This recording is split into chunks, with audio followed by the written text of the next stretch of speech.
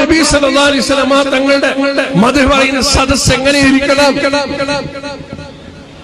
ബഹുമാനപ്പെട്ട ഇമാം ഖസ്സലാനി അതുപോലെ അല്ലാമ സർഖാനി ഒക്കെ പറഞ്ഞായിട്ട് കാണാം, അല്ലാഹുവിന്റെ നബി സല്ലല്ലാഹു അലൈഹി വസല്ലം തങ്ങളുടെ മദ്ഹ് പറയുന്ന മജ്ലിസ്, അല്ലാഹുവിന്റെ ഹദീസ് വായിക്കുന്ന മജ്ലിസ്, അല്ലാഹുവിന്റെ നബി സല്ലല്ലാഹു അലൈഹി വസല്ലം തങ്ങളുടെ സലാത്തിന്റെ മജ്ലിസ്, ആ മജ്ലിസ് എങ്ങനെയാവണം?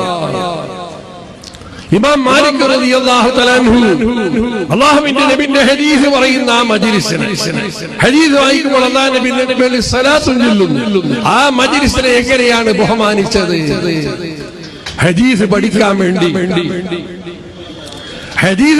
വേണ്ടി ആളുകൾ വന്നാൽ ഇമാം മാലിക് റളിയല്ലാഹു തആല അൻഹു അവരോട് ഇരിക്കാൻ പറയും. ഹദീസ് പറഞ്ഞു തരാം. കുളിച്ച് ഒന്നു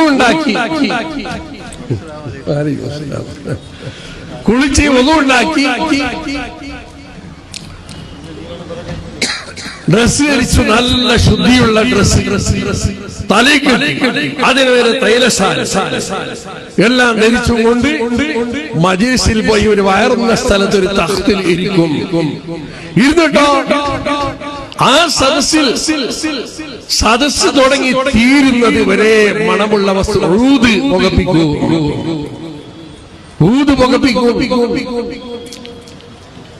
ഇമാം മാലിക്കിനോട് ചോദിക്കുന്നു, എന്താണ് ഹദീസ് പറയുമ്പോൾ ഇങ്ങനെ?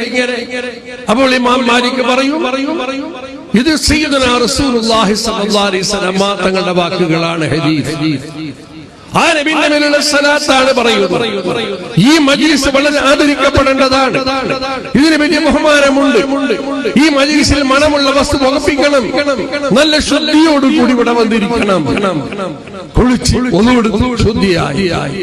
ഇമാം മാലിക് റളിയല്ലാഹു തആല ഇതിനെ വിവരിച്ചുകൊണ്ട് അല്ലാമ ഖസ്സലാനി അതുപോലെ സർഖാനി എല്ലാം പറയുന്നതായി കാണാം.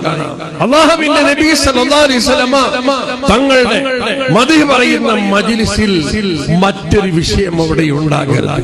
ലാ തർഫഉ അസ്വാതകും ഫൗക സൗതി നബി.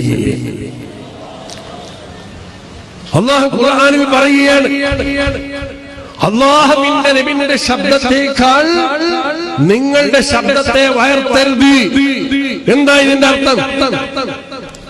നബി സല്ലല്ലാഹു അലൈഹി വസല്ലം തങ്ങളും ആയി ഒരാള് സംഭാഷണം ചെയ്യുമ്പോൾ ഞങ്ങളുടെ ലഹരി ഹബീബാണ് സ്വല്ലല്ലാഹു അലൈഹി വസല്ലം, ഞങ്ങളുടെ തേട്ടം നൂറാണ് സ്വല്ലല്ലാഹു അലൈഹി വസല്ലം, ഞങ്ങളുടെ ലക്ഷ്യം അങ്ങാണ്, ഞങ്ങളുടെ സ്വർഗം അങ്ങാണ്, ഞങ്ങളുടെ കൽബിലും അങ്ങാണ്.